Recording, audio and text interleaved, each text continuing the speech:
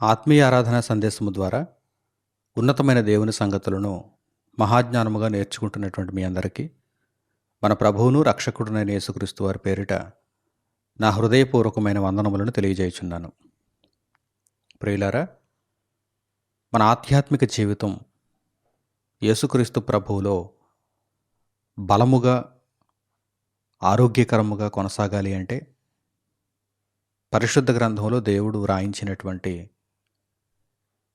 చరిత్రలో ఇశ్రాయేలీయుల యొక్క దృష్టాంతములను మనము చక్కగా తెలుసుకోవాలి. ఎందుకంటే మన జీవితంలో మనకు ఎదురయ్యేటువంటి ప్రతి సంఘటనను, ప్రతి సందర్భాన్ని ఎలా ఎదుర్కోవాలో దేవుడు ఇశ్రాయేలీయుల యొక్క దృష్టాంతముల ద్వారా మనకు ముందుగానే వ్రాయించేశాడు. మనకు ఎదురవుతున్నటువంటి ఏ సంఘటన కూడా క్రొత్తదేం కాదు. మునుపు జరిగినటువంటి ఇశ్రాయేలీయుల యొక్క చరిత్రలో నుండి మనము ఉదాహరణలను తప్పకుండా తీసుకోవాలి. వారిలో జరిగినదే నేడు మన మధ్య కూడా ఒక రూపకాలంకారంగా జరుగుతోంది. ఇశ్రాయేలీయులలో ఎటువంటి నడవడిక మనకు కనిపించిందో, ఇశ్రాయేలీయులకు దేవుడు ఏ విధమైనటువంటి సంగతులను ఆజ్ఞలుగా విధులుగా ఇచ్చాడో, ఇశ్రాయేలీయుల యొక్క తీరుతెన్నులు, వారి యొక్క ప్రవర్తనను బట్టి దేవుడు వారిని ఏ విధంగా హెచ్చరించాడో, అలాగే వారు మంచిగా ప్రవర్తించినప్పుడు దేవుడు ఏ విధంగా వారిని దీవించాడో ఇత్యాది సంగతులన్నిటినీ కూడా మనము జాగ్రత్తగా వారి నుండి పాఠాలుగా తీసుకోగలిగితే ప్రస్తుత కాలం ముందు ఉన్నటువంటి మనకు అవన్నీ కూడా ఎంతో మంచి ఉదాహరణలుగా కనిపిస్తాయి. అందుచేతనే పాత నిబంధన కొట్టివేయబడినప్పటికీ అది ఒక మంచి ఉదాహరణగా మన కళ్ళ ముందు ఉంచబడింది. పాత నిబంధన కొట్టివేయబడింది. మరి ఎందుకు పాత నిబంధనను మనం చదువుతున్నాం? పాత నిబంధనలో ఉన్నటువంటి దేవుని మాటలను ఇంకా ఎందుకు మనం నేర్చుకుంటున్నాం, అధ్యయనం చేస్తున్నాం అంటే వారి నుండి పాఠాలు నేర్చుకోవటానికి. అవి మన కొరకు దృష్టాంతములుగా వ్రాయబడ్డాయి. నేడు యేసుక్రీస్తు ప్రభువులో మన యొక్క ఆత్మీయ జీవితమును ఏ విధముగా నిర్మించుకుంటూ, బలపరుచుకుంటూ, పరిశుద్ధాత్మ సహవాసంతో లక్ష్యము దిశగా మనము వెళ్ళాలో నేర్పించేటువంటి ఉదాహరణలే ఇశ్రాయేలీయులలో మనకు కనిపిస్తున్నాయి. అటువంటి ఒకానొక చక్కని పాఠ్యాంశాన్ని ఈరోజు మనం అందరం కూడా కలిసి నేర్చుకుందాం. ఇశ్రాయేలీయుల యొక్క కాలానికి వెళ్ళినప్పుడు దేవుడు ఒక విషయాన్ని పదే పదే వారితో మాట్లాడుతున్నాడు. అదేంటంటే, మీరు ఎప్పుడైతే ఇదిగో నేను చెప్పినటువంటి ఆజ్ఞలను మీరారో, ఎప్పుడైతే నా కట్టడలను అతిక్రమించారో, అవి అతి భయంకరమైనటువంటి ప్రవర్తనకు సంబంధించిన విషయాలుగా కనిపించినప్పుడు ఇశ్రాయేలీయులలో నుండి అలా అతిక్రమించిన వారిని నేను కొట్టివేయుదును అని దేవుడు అంటున్నాడు. ప్రజలలో నుండి వారు కొట్టివేయబడుదురు అని దేవుడు చెబుతున్నాడు. దేవుని దృష్టిలో స్వల్పమైనటువంటి దోషములు అనుకోండి, ఆ దోషములకు ప్రాయశ్చిత్తాన్ని ఎలా జరిగించుకోవాలో దేవుడు ఇశ్రాయేలీయులకు తెలియజేశాడు. కానీ భయంకరమైనటువంటి తప్పులైతే, తెలిసి తప్పు చేస్తే, కావాలని తప్పు చేస్తే, దేవుని శోధించుటకు తప్పు చేస్తే, ముందుగా ఎంతో గొప్పగా హెచ్చరింపబడినా సరే దేవుని మాటను నిర్లక్ష్యం చేస్తే, అటువంటి సందర్భాలలో దేవుడు తీసుకునేటువంటి నిర్ణయాలు ఎలా ఉన్నాయంటే, ఇశ్రాయేలీయులలో నుండి వారి పేరు కొట్టివేయబడాలి అని దేవుడు వ్రాయించేశాడు. ఈ సందర్భాన్ని మనం ఆలోచన చేద్దాం.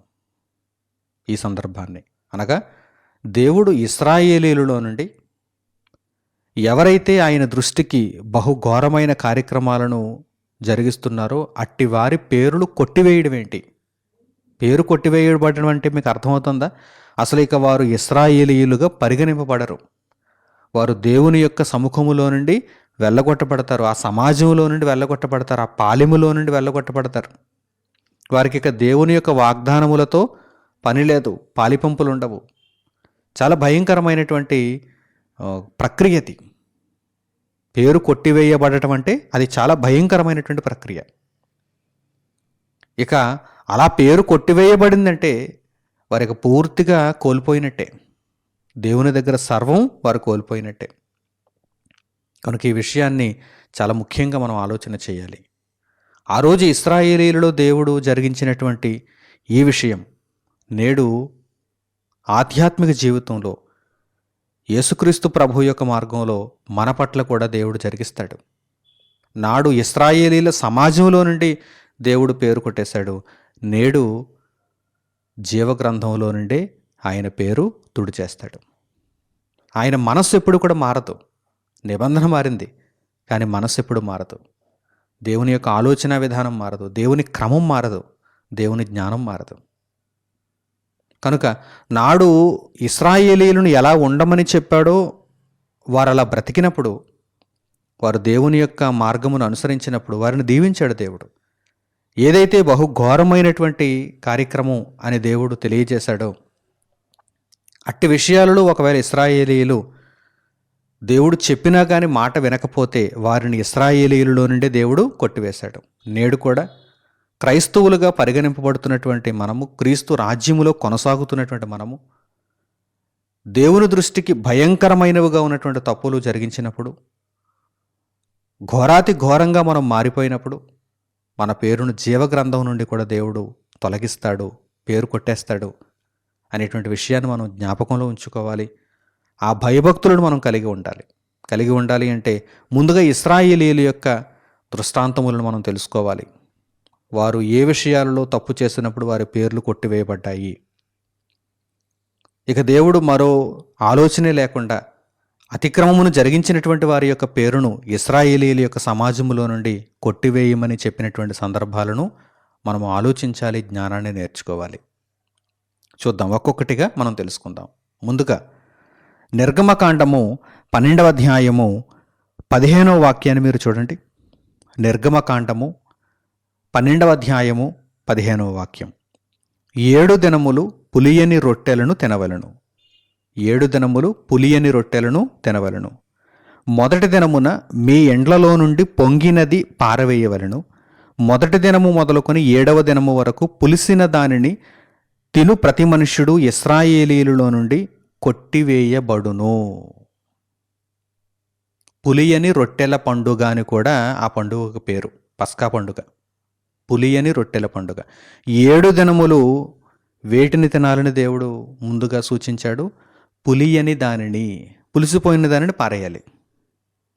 పులిసిపోయిన దానిని, పొంగిన దానిని పారేయాలి, తినకూడదు. పులియని రొట్టెల పండుగ, పులియని పిండితో రొట్టెలు చేసుకుని వారు భుజించాలి. ఇది దేవుడు వారికి ఇచ్చినటువంటి ఆజ్ఞ. ఇది ఎంత మట్టుకు 7 దినములే కదా, 7 దినములు పులియని రొట్టెల పండుగ. అలాగే 19వ వాక్యాన్ని కూడా చూడండి. నిర్గమకాండము 12వ అధ్యాయము 19వ వాక్యం. 7 దినములు మీ ఎండ్లలో పొంగినది ఏదియును ఉండకూడదు. పులిసిన దానిని తినువాడు అన్యుడే గాని, దేశములో పుట్టినవాడే గాని ఇశ్రాయేలీయుల సమాజములో నుండక కొట్టివేయబడును. పులిసిన దానిని మీరు తింటే ఇశ్రాయేలీయుల యొక్క సమాజములో నుండి వారు కొట్టివేయబడతారు. అంటే వారి యొక్క పేరు తొలగింపబడుతుంది, ఇక లెక్కింపబడదు. వారు దేవుని యొక్క జ్ఞాపకాలలో నుండి పూర్తిగా తుడిచివేయబడతారు అని దేవుడు ఇక్కడ ముందుగా తెలియజేశాడు. ఇదేదో అప్పటికప్పుడు చెప్పినటువంటి మాట కాదు, ఎవరో ఆ విధంగా చేసిన తరువాత దేవుడు చెప్పినటువంటి మాట కాదు. ఇది దేవుడు ఇశ్రాయేలీయులకు ముందుగా చెప్పినటువంటి హెచ్చరిక. ఇదిగో 7 దినములు కూడా మీరు పులియని రొట్టెలను తినాలి. పులియని పిండితో చేసిన రొట్టెలు, పొంగని రొట్టెలను మీరు తినాలి. ఒకవేళ నా మాటను అతిక్రమించి, పర్వాలేదులే పులిసిపోయినటువంటి పిండి ఉంది, దీనిని పారేయడం ఎందుకు, మనం దీనితో రొట్టెలు చేసుకొని పొంగిన వాటిని తిందాం, ఎన్నాళ్ళు మనం తినలేదు, ఇంతకు మునుపు ఎన్నిసార్లు మనం తినలేదు అని అటువంటి ఆలోచనతో ఉండి దేవుని యొక్క మాటని అతిక్రమించటానికి ధైర్యం తెచ్చుకున్నటువంటి ప్రతి ఒక్కరూ కూడా ఇశ్రాయేలీయుల యొక్క సమాజములో నుండి తొలగింపబడతారు. వారి యొక్క పేరు ఇశ్రాయేలీయుల యొక్క పట్టీలో నుండి కొట్టివేయబడుతుంది అని దేవుడు ఇక్కడ తెలియజేస్తున్నాడు. ఇక మరొక సందర్భానికి మనం వెళ్ళగలిగితే, దేవుడు ప్రతిష్టాభిషేక తైలమును తయారు చేయమంటున్నాడు. ఇశ్రాయేలీయులు అరణ్య ప్రయాణంలో ఉన్నారు. ఇశ్రాయేలీయులలో లేవి గోత్రాన్ని దేవుడు ఎంపిక చేసి వారు యాజక ధర్మాన్ని జరిగించాలని సూచించాడు. మందసము మరియు అతి పరిశుద్ధ స్థలము, పరిశుద్ధ స్థలము, అలాగే ఇశ్రాయేలీయులు అర్పించవలసినటువంటి దహన బలులు, సమాధాన బలులు, అపరాధ పరిహారార్థ బలులు, పాప పరిహారార్థ బలులు, వీటన్నిటిని కూడా అర్పించే విధానాన్ని వీటన్నిటినీ తెలియజేస్తూ అక్కడ ప్రతిష్టాభిషేక తైలమును కూడా దేవుడు తయారు చేయమంటున్నాడు. లేవీయులలో యాజకులుగా, ప్రధాన యాజకులుగా ఎవరైతే అభిషేకింపబడతారో వారి కొరకు దేవుడు దీనిని నిర్ణయించాడు. ప్రతిష్టాభిషేక తైలము, దానిని ఏ విధంగా తయారు చేయాలి అనే దానిని దేవుడు ఆ క్రమాన్ని వ్రాయించాడు. అయితే ఈ సందర్భంలో కూడా ఇశ్రాయేలీయులు, సమాజంలో ఉన్నటువంటి పాలెములో ఉన్నటువంటి ఇశ్రాయేలీయులు ప్రతిష్టాభిషేక తైలము విషయంలో తప్పులు చేసేటువంటి అవకాశం ఉంది కనుక ఒకవేళ ఎవరైనా దేవుని మాటను అతిక్రమించి ప్రతిష్టాభిషేక తైలము విషయంలో అపరాధాన్ని జరిగిస్తే కూడా వారు ఇశ్రాయేలీయుల యొక్క సమాజంలో నుండి కొట్టివేయబడతారు అని దేవుడు తెలియజేశాడు. చూద్దాం. నిర్గమకాండము 30వ అధ్యాయము 31వ వాక్యం నుండి మీరు చూడండి. నిర్గమకాండము 30వ అధ్యాయము 31వ వాక్యం నుండి, మరియు నీవు ఇశ్రాయేలీయులతో ఇది మీ తరతరములకు నాకు ప్రతిష్టాభిషేక తైలమై ఉండవలెను, దానిని నర శరీరము మీద పోయకూడదు, దాని మేళనము చొప్పున దాని వంటి దేనినైనను చేయకూడదు, అది ప్రతిష్ఠితమైనది, అది మీకు ప్రతిష్ఠితమైనదిగా నుండవలను, దాని వంటిది కలుపువాడును అన్యుని మీద దానిని పోయువాడును తన ప్రజలలో నుండి కొట్టివేయబడవలెనని చెప్పుము. ప్రతిష్టాభిషేక తైలము.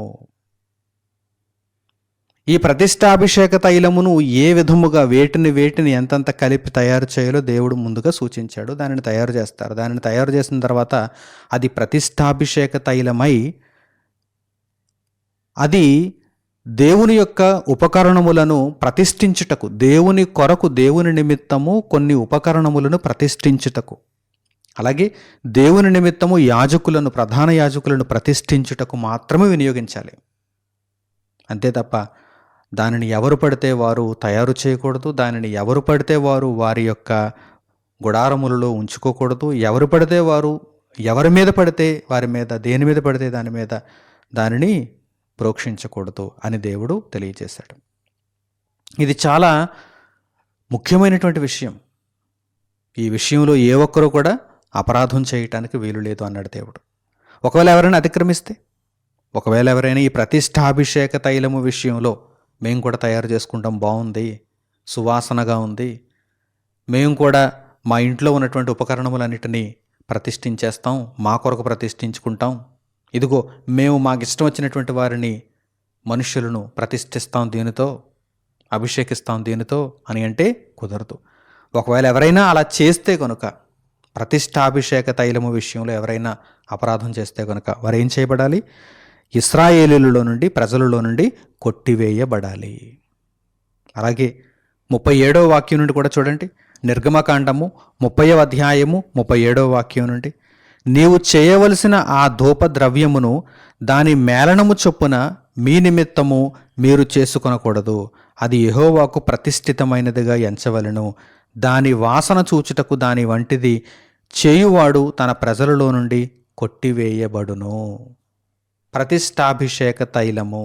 ఈ ప్రతిష్టాభిషేక తైలమును దేవుడు ఎక్కడ ఉంచమన్నాడో, వేటి నిమిత్తం ఉంచమన్నాడో, ఎవరి నిమిత్తం ఉంచమన్నాడో వాటి కొరకే దానిని వినియోగించాలి. ఎవరు పడితే వారు దానిని వారి సొంతంగా తయారు చేసుకోవటానికి, వారి యొక్క సొంత కార్యక్రమాలకు వినియోగించుకోవటానికి వీలు లేదు. ఒకవేళ ఎవరైనా అలా చేస్తే కనుక వారు ఏం చేయబడతారు? తన ప్రజలలో నుండి అట్టివాడు కొట్టివేయబడును. అంటే పేరు కొట్టేస్తాడు దేవుడు, వారిని తీసేస్తాడు జాబితాలో నుండి. పులియని రొట్టెల పండుగ విషయంలో ఎవరైనా అపరాధం చేసినా ఇదే శిక్ష. అలాగే ప్రతిష్టాభిషేక తైలం విషయంలో ఎవరైనా తప్పు చేసినా ఇదే శిక్ష.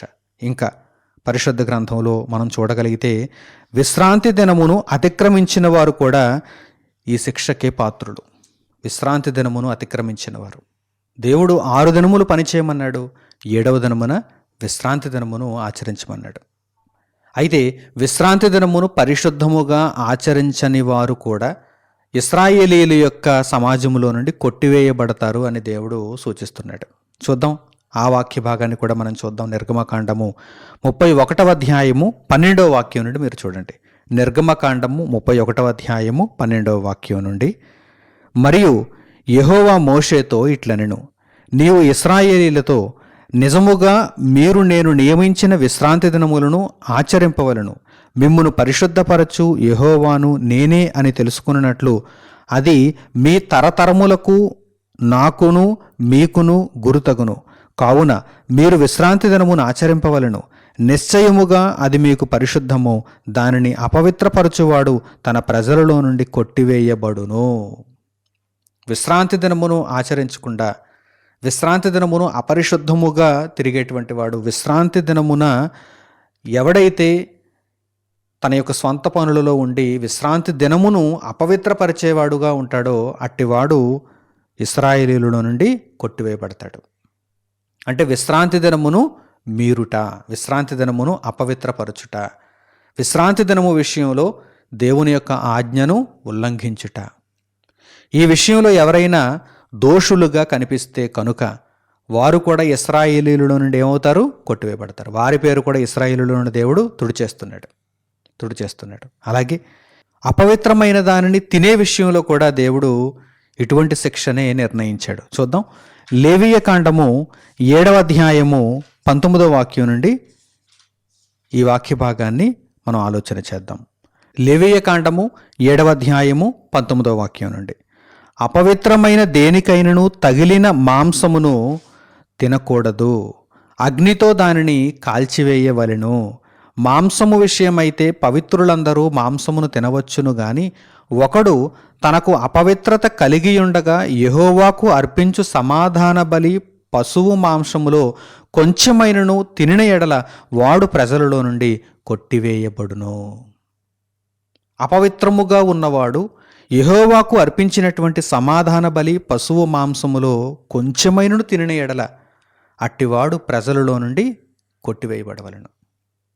అంటే వాడు అపరాధమును జరిగించాడు. వాడు అపవిత్రుడుగా ఉండి వాడి యొక్క అపవిత్రత తొలగిపోయేటంత వరకు కూడా దేవుడు చెప్పినటువంటి విధులను నెరవేర్చి తగినటువంటి పరిహారమును అతడు జరిగించుకున్న తర్వాత అతడు సమాజంలో మిగిలిన వారి వలె యెహోవాకు అర్పించినటువంటి సమాధాన బలి యొక్క పశుమాంసములను తినవచ్చు. కానీ అపవిత్రుడుగా ఉండి తన అపవిత్రత ఇంకా పరిహరింపబడక మునుపు దేవుని నిమిత్తము చెల్లించబడినటువంటి సమాధాన బలి విషయమైన పశుమాంసములను తింటే కనుక, కొంచెము తిన్నా కానీ అతడు ఏం చేయబడాలి? ఇశ్రాయేలీయుల నుండి కొట్టివేయబడాలి. ఈ విషయంలో కూడా దేవుడు ఇదే ప్రణాళికను ఇశ్రాయేలులకు చూపిస్తున్నాడు.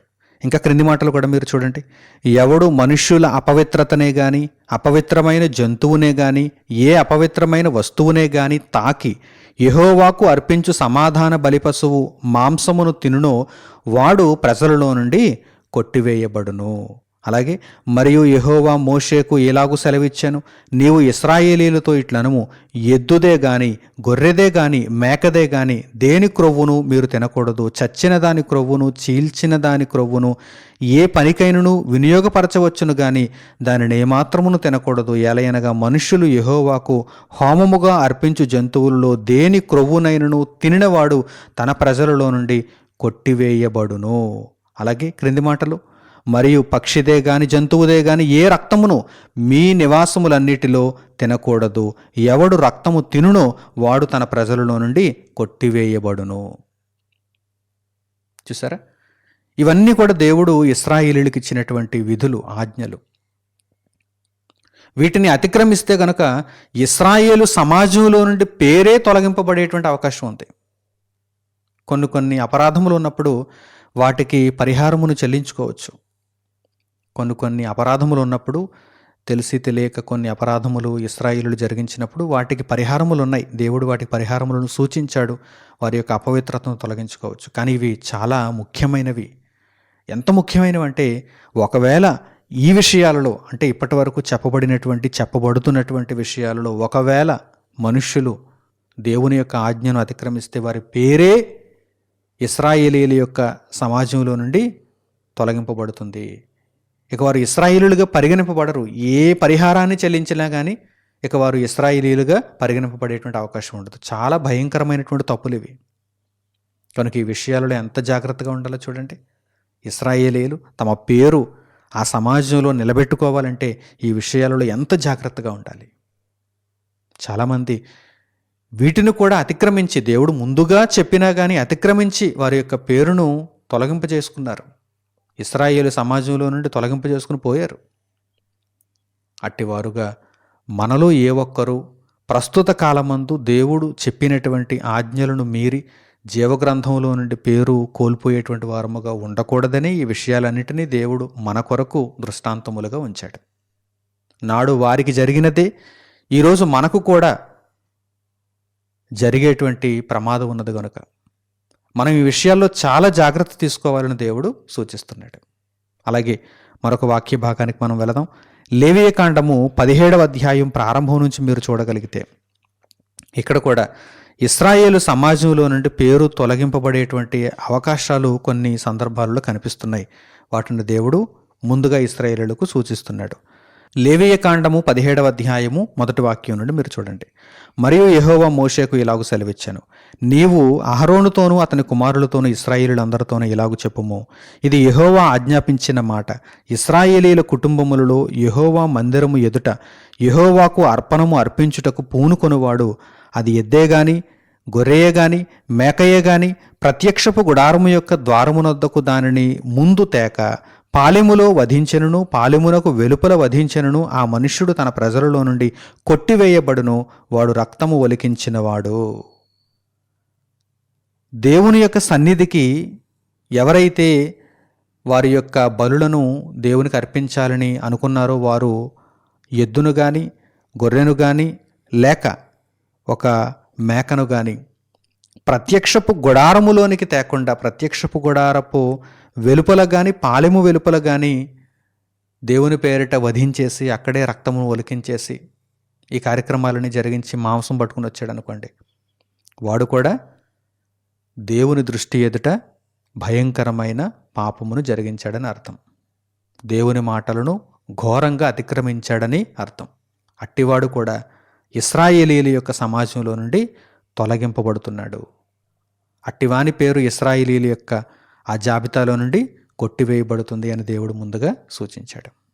ఈ విషయంలో కూడా చాలా జాగ్రత్తగా ఉండాలి. అలా ఎన్నడూ కూడా చేయకూడదు.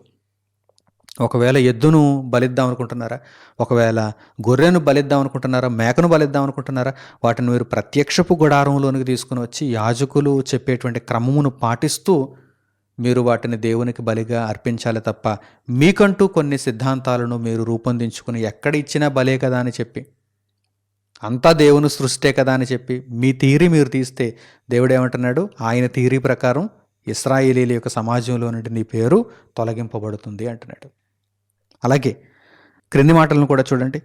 ఇశ్రాయేలీయులు బయట వధించుచున్న బలి పశువులను ఇక బయట వధింపక యెహోవా పేరిట యాజకుని యొద్దకు ప్రత్యక్షపు గుడారము యొక్క ద్వారమునకే తీసుకుని వచ్చి సమాధాన బలిగా అర్పించినట్లు ఆ మనుషుడు జనులలో నుండి కొట్టివేయబడవలను.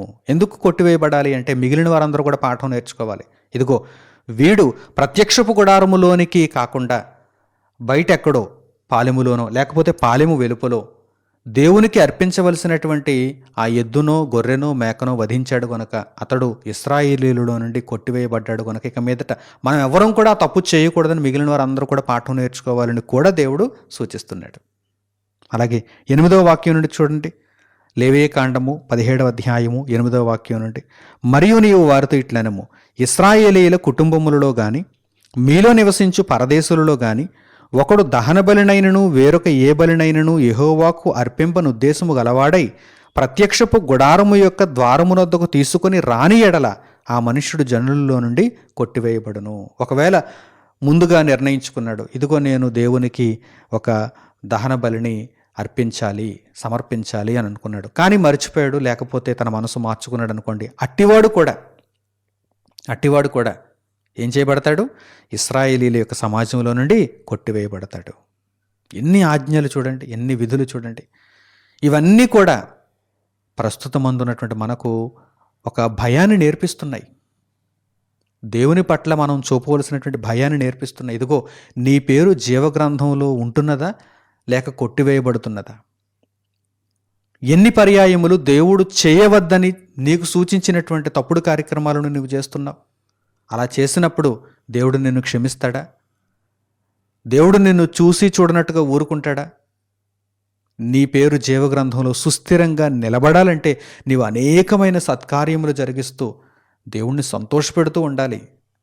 నిత్యము దేవునిలో నీవు కొనసాగుతూ ఆత్మీయ బలమును పొందుతూ యేసుక్రీస్తు ప్రభువును ధరించుకుంటూ ముందుకు కొనసాగాలే తప్ప, లేదు దేవుడు ఏమనుకోడలే, నేను ఇదిగో ఈ విధమైన కారణాన్ని చెబుతానులే, నాకంటూ కొన్ని కారణాలు ఉన్నాయి కదా, నేను వాటిని దేవుని దగ్గర మాట్లాడుకుంటానులే అని ఒకవేళ మీరు విరుద్ధమైనటువంటి స్వభావంతో ఆలోచించారా? ఇదిగో ఈ దృష్టాంతాలను ఒక్కసారి చూడండి. మరో మాట లేదండి, ఇక్కడ మరో మాట లేదు. దేవుడు ఇక్కడ ఎక్స్ప్లెనేషన్ ఎవరిని అడగట్లేదు. విశ్రాంతి దినాన్ని ఎందుకు ఆచరించలేదు, పులిసినటువంటి పిండిని ఎందుకు తిన్నావు, కారణాలు చెప్పు అని దేవుడు ఏమైనా ఇక్కడ ఎక్స్ప్లెనేషన్ అడుగుతున్నాడా? నీవు దహన బలిగా ఒక జంతువును బలి ఇద్దాం అనుకున్నావు, మరి ఎందుకు అర్పించలేదు, ఎందుకు మనసు మార్చుకున్నావు, రీజన్ చెప్పు అంటున్నాడా? లేకపోతే నీవు అపవిత్రుడిగా ఉండి అర్పించినటువంటి మాంసమును ఎందుకు తిన్నావు, కారణం చెప్పు, ఆకలితో ఉన్నావా ఆ సమయంలో ఏమైనా, లేక భరించరానటువంటి ఏదైనా నీకు ఆపద కలిగిందా అని దేవుడు ఏమైనా అక్కడ ఆ వ్యక్తిని అడుగుతున్నాడా? ఇక మరో మాట లేదు. అట్టివారు అందరూ కూడా దేవుడు ముందుగా సూచించాడు కనుక ఈ యొక్క అపరాధములు జరిగించినటువంటి ప్రతివారు కూడా ఇశ్రాయేలీలో నుండి కొట్టివేయబడుతున్నారు. మరి అలాంటప్పుడు ప్రస్తుతం అందున్నటువంటి మనము దేవుని పట్ల ఎంత విధేయతను కలిగి ఉండాలి, ఎంత గొప్పగా భయభక్తులను చూపించాలి, మీరు ఆలోచన చేయండి. అలాగే లేవియ కాండము 18వ అధ్యాయము 24వ వాక్యం నుండి మనం చూడగలిగితే ఇక్కడ లైంగిక అపవిత్రతను గూర్చి కూడా చెప్పబడింది. లైంగికంగా ఎవరైనా అపవిత్రతను ఆపాదించుకుంటే అట్టివారు కూడా ఇశ్రాయేలీల యొక్క సమాజంలో నుండి కొట్టివేయబడుతున్నారు. లేవియ కాండము 18వ అధ్యాయము 24వ వాక్యం నుండి, వీటిలో దేని వలనను అపవిత్రత కలుగు చేసుకొనకూడదు. నేను మీ ఎదుట నుండి వెళ్ళగొట్టుచున్న జనములు వాటన్నిటి వలన అపవిత్రులైరి. ఆ దేశము అపవిత్రత కలది గనుక నేను దాని మీద దాని దోష శిక్షను మోపుచున్నాను. ఆ దేశమందు కాపురమున్న వారిని వెళ్ళగ్రక్కివేయుచున్నది.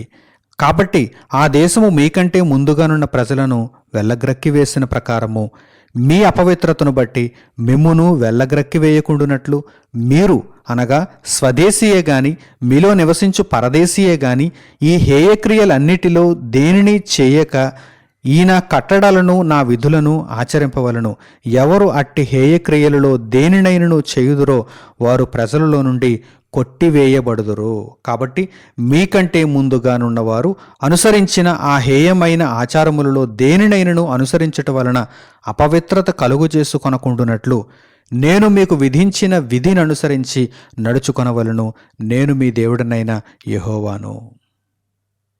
ఇక్కడ ఈ సందర్భాన్ని చూచినప్పుడు కూడా పై ప్యాసేజీలో మనకు కనిపిస్తుంది లైంగిక అపవిత్రతను గూర్చి దేవుడు సూచిస్తున్నాడు. ఇదిగో లైంగికంగా మీరు అపవిత్రులుగా మారితే కనుక, అంటే స్త్రీలతో అవాచ్యమైనది చేయొచ్చు, అలాగే పురుషులను వివాహం చేసుకుంటూ అవాచ్యమైనది చేయొచ్చు, అలాగే జంతువులతో కూడా మీరు ఒకవేళ లైంగిక సంపర్కాన్ని పెట్టుకొని అవాచ్యమైనది చేయొచ్చు. దేవుని దృష్టికి చాలా భయంకరమైనటువంటి ప్రవర్తనను మీరు చూపిస్తే మీరు ఇశ్రాయేలీల యొక్క సమాజంలో నుండి కొట్టివేయబడతారు. ఇక ఎటువంటి సందేహం లేదు. అలాగే ఇక్కడ దేవుడు ఏమంటున్నాడంటే, మీకు నేను ఇస్తున్నటువంటి ఈ దేశం, కనాను దేశం, ఒకప్పుడు కొంతమంది ప్రజలు నివసించినటువంటి దేశమే కదా, వారిని వెళ్ళగొట్టి మీకు ఈ దేశాన్ని ఇస్తున్నానంటే వారిని ఎందుకు వెళ్ళగొట్టాను? ఇటువంటి హేయక్రియలను వారు జరిగించారు కనుకే వారికి తీర్పు తీర్చి వారిని ఆ దేశంలో నుండి వెళ్ళగొట్టాను, మిమ్మును రప్పించాను. మీరు కూడా వారి వలె ఆ హేయక్రియలే చేస్తే మరి మిమ్మును మాత్రం ఉంచుతానా? మిమ్మును కూడా వెళ్ళగొట్టేస్తానంటున్నాడు. కనుక ఈ విషయాలన్నింటినీ మీరు ఎప్పుడూ కూడా జ్ఞాపకాలలో ఉంచుకోండి. మీరు భయభక్తులను కలిగి జీవించండి. మీ పేరు ఇశ్రాయేలు సమాజంలో ఉండాలంటే ఇదిగో మీరు ఈ విధులన్నిటినీ కూడా తప్పకుండా ఆచరించాలి. లేదు వీటిలో దేనిని మీరు అతిక్రమించినా కానీ అసలు మీ పేరే ఇశ్రాయేలీల యొక్క జాబితాలో నుండి గల్లంతైపోతుందని నాడు ఇశ్రాయేలీలకు దేవుడు సూచించాడు. నేడు మనకేమో ఇదిగో మీ పవిత్ర ప్రవర్తన ఎప్పుడైతే అపవిత్రంగా మారిపోతుందో, మీరు క్రీస్తు నుండి వేరై తొలగిపోయి మీ ఇష్టానుసారంగా నడుచుకుంటారో మీ పేరు కూడా జీవగ్రంథంలో కనిపించకుండా పోతుందని దేవుడు మనకు కూడా హెచ్చరిక జారీ చేస్తున్నాడు. కనుక ఈ విషయాలన్నింటినీ జాగ్రత్తగా మనం అర్థం చేసుకోవాలి. పరిశుద్ధ గ్రంథంలో ఇంకా పరిశోధిస్తూ మనం ముందు కొనసాగలిగితే లేవియ కాండము 22వ అధ్యాయంలో కూడా మీరు చూడండి. ఇక్కడ కూడా దేవుడు ఇశ్రాయేలీయుల యొక్క సమాజంలో నుండి పేరు కొట్టివేయబడేటువంటి సందర్భాలను చూపిస్తున్నాడు. లేవియ కాండము 22వ అధ్యాయము 1వ వాక్యం నుండి, మరియు యెహోవా మోషేకు ఇలాగు సెలవిచ్చెను, ఇశ్రాయేలీయులు నాకు ప్రతిష్ఠించు వాటి వలన అహరోనును అతని కుమారులను నా పరిశుద్ధ నామమును అపవిత్రపరచకుండునట్లు వారు ఆ పరిశుద్ధమైన వాటిని ప్రతిష్ఠితములుగా ఎంచవలనని వారితో చెప్పుము. నేను యెహోవాను. నీవు వారితో ఇట్లనము, మీ తరతరములకు మీ సమస్త సంతానములలో ఒకడు అపవిత్రత గలవాడై ఇశ్రాయేలీయులు యెహోవాకు ప్రతిష్ఠించు వాటిని సమీపించిన ఎడల అట్టివాడు నా సన్నిధిని ఉండకుండా కొట్టివేయబడును.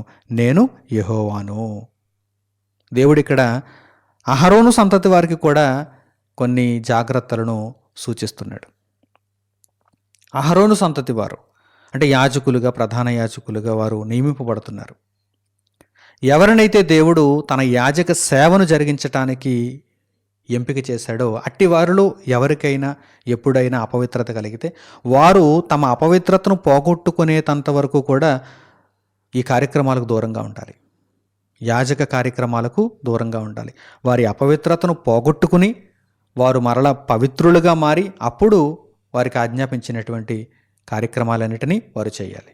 లేదు అపవిత్రులుగానే ఉండి మేము అహరోను సంతానమే కదా అని చెప్పి వారు ఒకవేళ యాజక ధర్మాన్ని కొనసాగిస్తూ అర్పించినటువంటి వాటిని ముట్టి అలాగే ఆ కార్యక్రమాలలో వారు పాలుపంపులు కలిగి ఉంటే కనుక వారు కూడా ఇశ్రాయేలీయుల నుండి కొట్టివేయబడతారని దేవుడు కరాఖండిగా చెప్పాడు.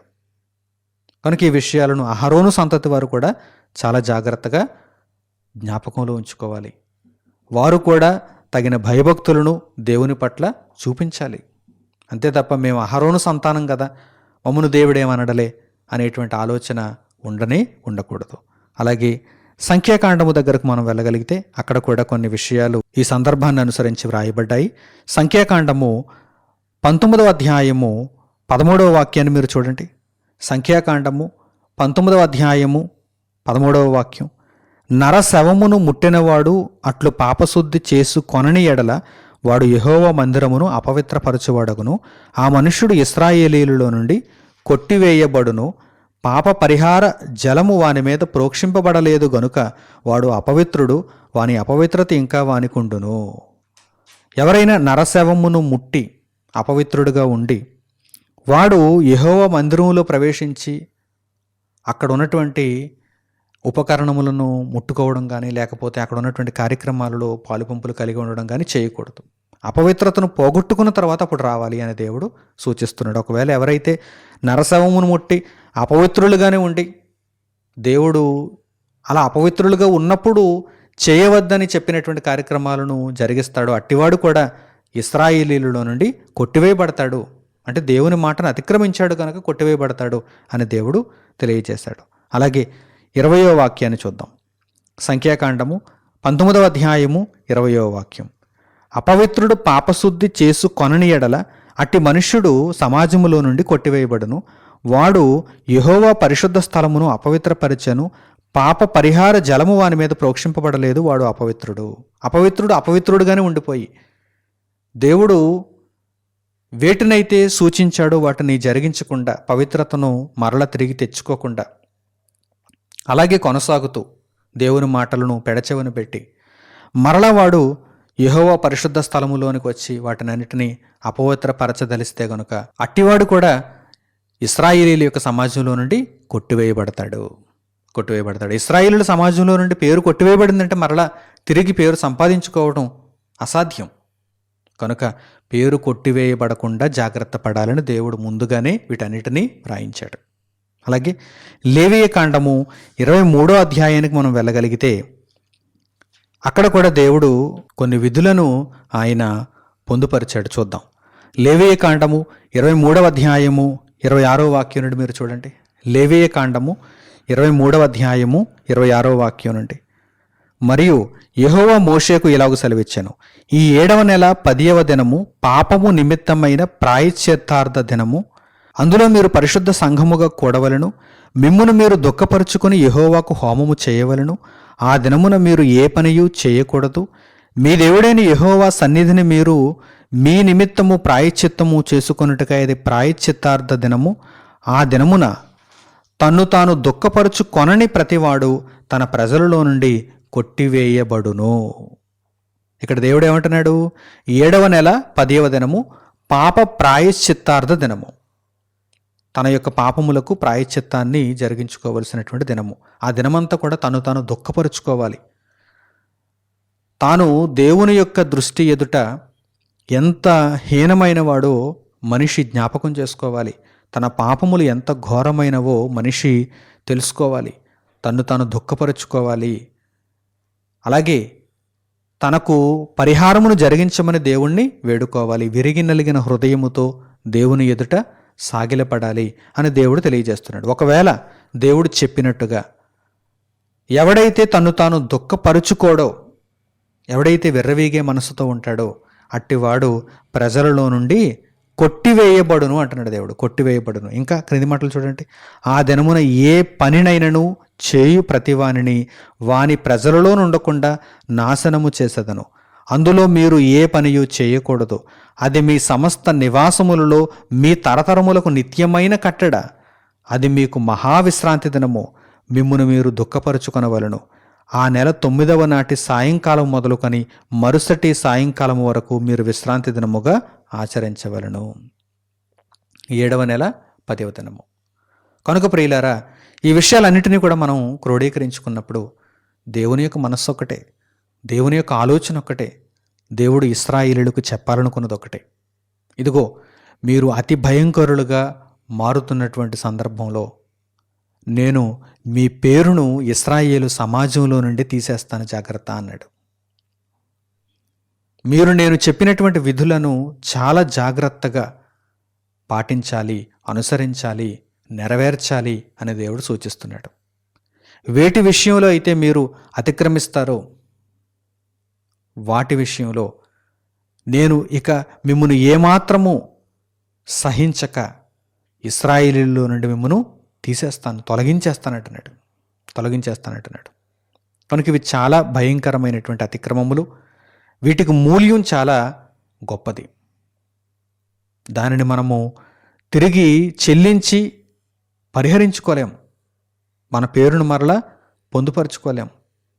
పేరు వ్రాయబడినప్పుడు దేవునికి కృతజ్ఞతలు చెల్లిస్తూ, దేవునికి లోబడుతూ, ప్రతి విషయమందు దేవునికి మనము పరిపూర్ణముగా అర్పించుకుంటూ లోబడి దేవుని సేవను జరిగించుకోవాలి. లేదు, ఏ సందర్భంలోనైనా మన పేరు కొట్టివేయబడేటువంటి పరిస్థితి వచ్చిందా, అది చాలా వేదనకరం. అది మనం భరించలేనటువంటి పరిస్థితి. జకర్యా గ్రంథంలో దేవుడు ప్రవక్త ద్వారా వ్రాయించినటువంటి మాటలను ఇప్పుడు మనం చూద్దాం. జకర్యా గ్రంథము 5వ అధ్యాయము 1వ వాక్యం నుండి మీరు చూడండి.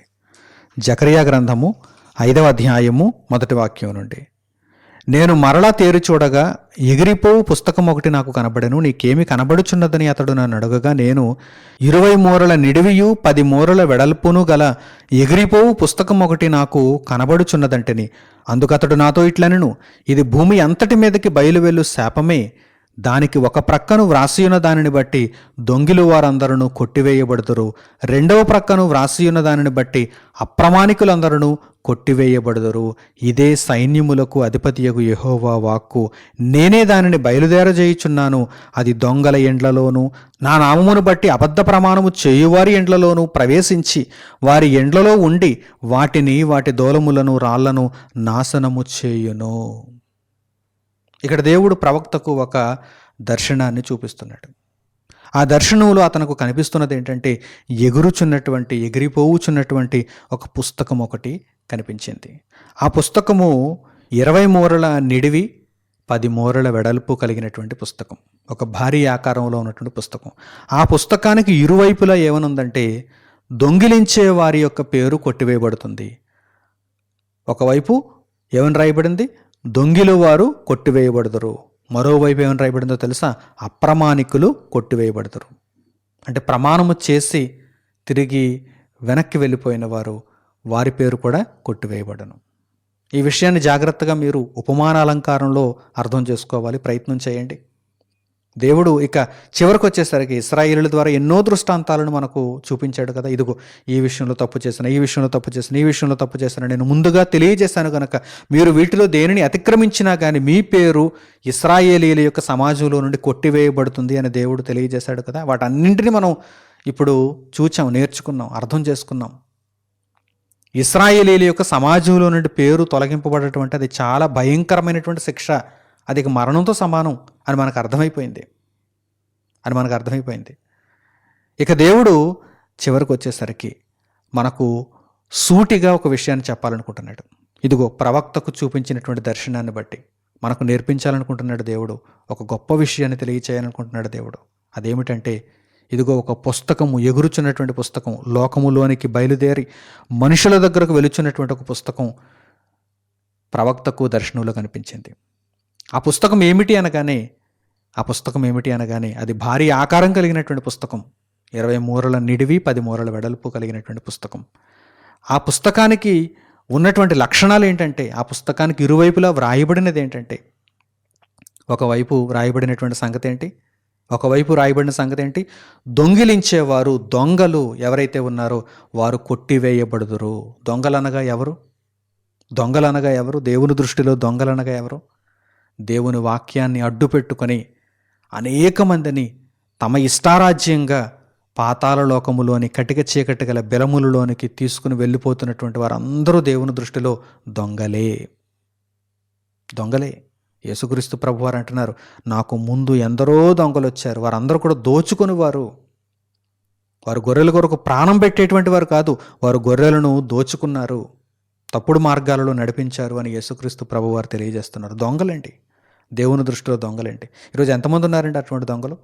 దేవుని వాక్యాన్ని అడ్డుపెట్టుకుంటున్నారు, కానీ ఇష్టానురీతిగా బోధిస్తున్నారు, కలిపి చెరుపుతున్నారు, స్వలాభం కోసం బోధిస్తున్నారు, తమ వెంట పోగేసుకోవడం కోసం బోధిస్తున్నారు. వీరందరూ కూడా దేవుని దృష్టిలో దొంగలు. ఈ దొంగలందరూ ఏం చేయబడతారు? కొట్టివేయబడుతురు. ఈ దొంగలను వెంబడిస్తున్నటువంటి దొంగల సమూహం, వీరందరూ కూడా కొట్టివేయబడుదురు. పుస్తకంలో ఉంది, పుస్తకం చెబుతోంది, కొట్టివేయబడుదురు. అలాగే మరోవైపు ఏమని రాయబడింది? అప్రమాణికులందరూ కూడా కొట్టివేయబడుతురు. అప్రమాణికులు అంటే ఎవరు? దేవునికి వాగ్దానం చేశారు, నేను నీ కొరకు బ్రతుకుతాను, ఇక మీదట నీ చిత్తాన్ని నేను నెరవేరుస్తాను, చావైనా బ్రతుకైనా క్రీస్తే నా జీవితం అంతా అని క్రీస్తులో బాప్తిస్మం పొంది వారు పునర్జన్మను సంపాదించుకొని వారి పాపములకు పరిహారమును నొంది యేసుక్రీస్తు ప్రభువు ద్వారా వారి యొక్క బ్రతుకులను నిర్మించుకోవడానికి సంసిద్ధులైనటువంటి వారు మరల అనతి కాలంలోనే లోకాశల వైపు తిరిగిపోయారు.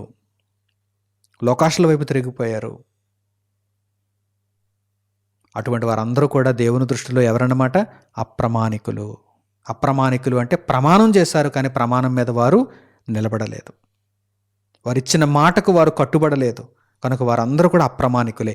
ఈ అప్రమాణికులందరూ కూడా ఏం చేయబడతారు? కొట్టివేయబడతారు. దేవుని దగ్గర ఉన్నవి ఇప్పుడు రెండే విషయాలు. ఒకటి దొంగలు కొట్టివేయబడతారు, రెండవది అప్రమాణికులు కొట్టివేయబడతారు. ఈ కొట్టివేయబడే విషయం దగ్గరకు వచ్చేసరికి దేవుని దగ్గర ఇప్పుడు 2 సూత్రాలు ఉన్నాయి. దొంగలుగా కొంతమంది ఉన్నారు, అప్రమాణికులుగా కొంతమంది ఉన్నారు. దేవుని సేవను జరిగించేస్తున్నారండి, దేవుని సేవకులుగా ఎంతోమంది తయారవుతున్నారండి, దేవుని సేవలో ఎంతోమందిని నడిపించేస్తున్నారండి అని మీరు అనుకుంటున్నారా? ఇందులో ఎంతమంది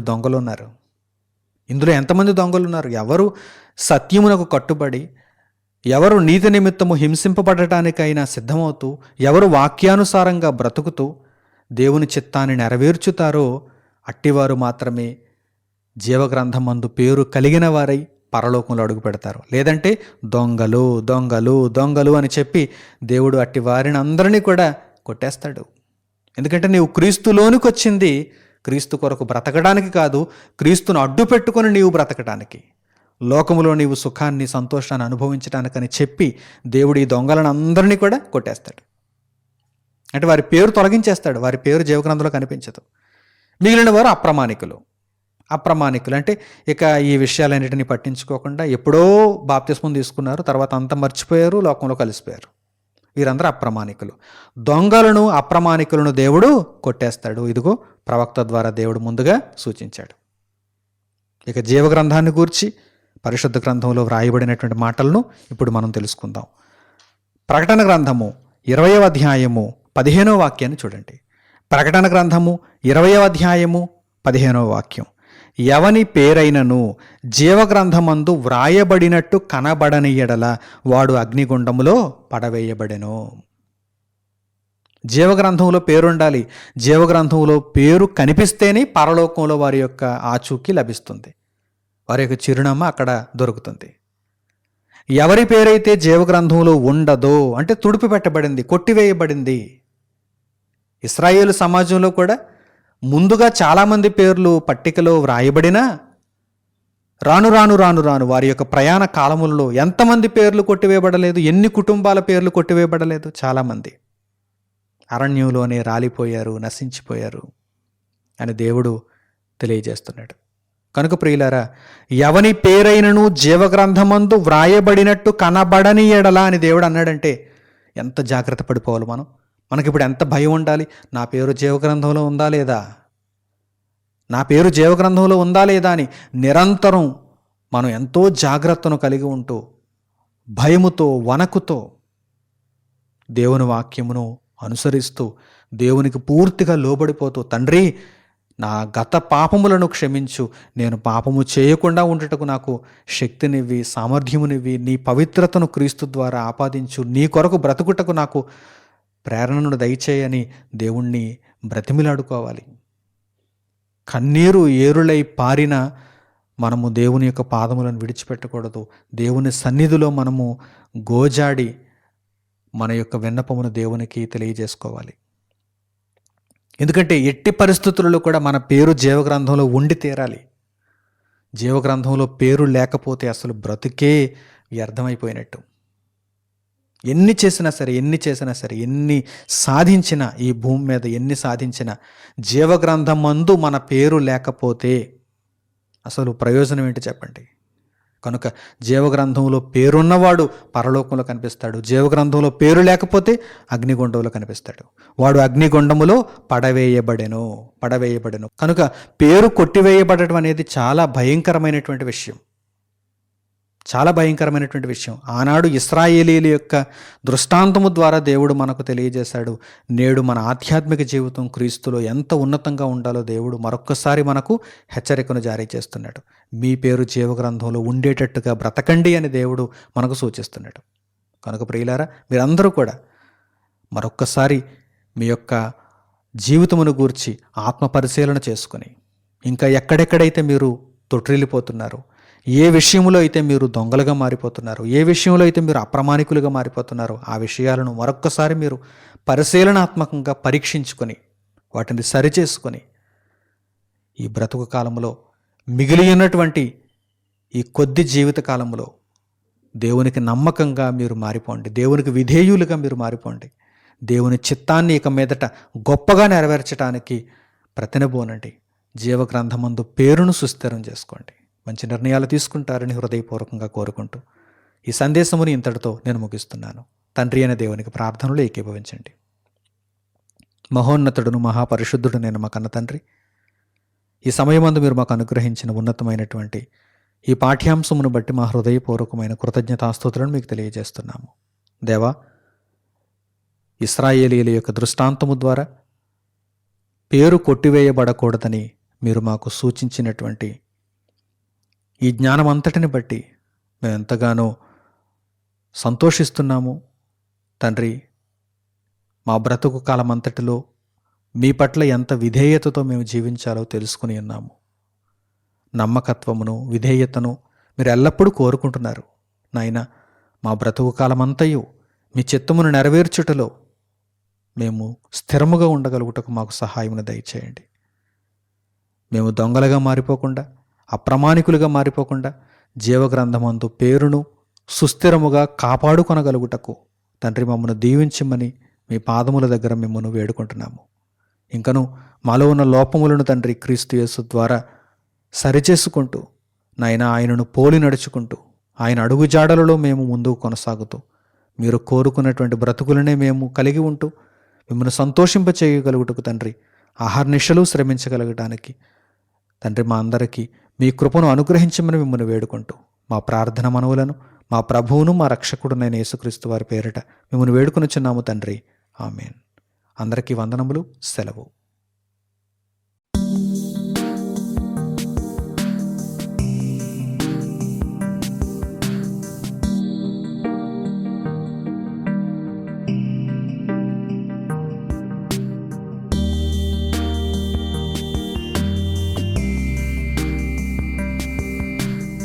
సహోదరులు మణికుమార్ గారు ప్రసంగించిన ఎన్నో ఆత్మ సంబంధమైన సంగతులను ఉచితముగా వీక్షించుటకు మా యూట్యూబ్ ఛానల్స్ ను తప్పక దర్శించండి.